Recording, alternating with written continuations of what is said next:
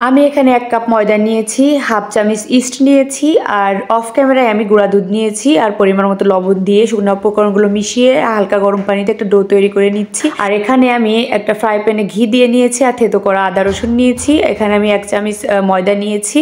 এখন গরুর দুধ দিয়ে দিয়েছি। সসের মধ্যে আমি রোলের পুরটা দিয়ে দিলাম আর এখানে দেখেন সেই ডোটা ডাবল হয়ে গিয়েছে ফুলে।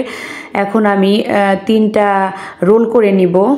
তো আমি কিভাবে রোলটা করছি দেখেন, আমি পুরটা করতে মুরগির মাংস নিয়েছি, পেঁয়াজ কুচি নিয়েছি, আদা রসুন থেতো করে নিয়েছি আর হচ্ছে পরিমাণ মতো তেল দিয়ে দিয়েছি, পরিমাণ মতো লবণ দিয়ে দিয়েছি, সয়া সস দিয়ে দিয়েছি, এগুলো দিয়ে একটা পুর করে নিয়েছিলাম। এখানে পাপরিকা ইউজ করা হয়, আমি ওটা ছাড়াই করেছি, তো ওটা অফ ক্যামেরায় করেছি। আর এখানে আমি একটা ডিমের কুসুম নিয়েছি, এই ডিমের কুসুমটা আমি রোলের উপরে ব্রাশ করে দিচ্ছি।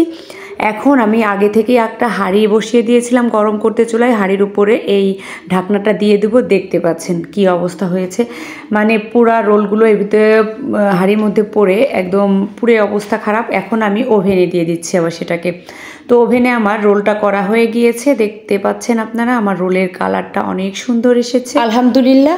খেতেও অসম্ভব মজা হয়েছিল। আপনারা বাসায় বাচ্চাদের এভাবে করে দিতে পারবেন একদম সহজভাবে। শুধু আমি একটু এলোমেলো করেছি ঢাকনাটা বসিয়ে, তবে আমি ইউটিউব দেখে ঢাকনাটা বসিয়েছিলাম, আবার পানি মেখে বসিয়েছিলাম যাতে না পড়ে, তারপরও কিন্তু পড়ে গিয়েছে।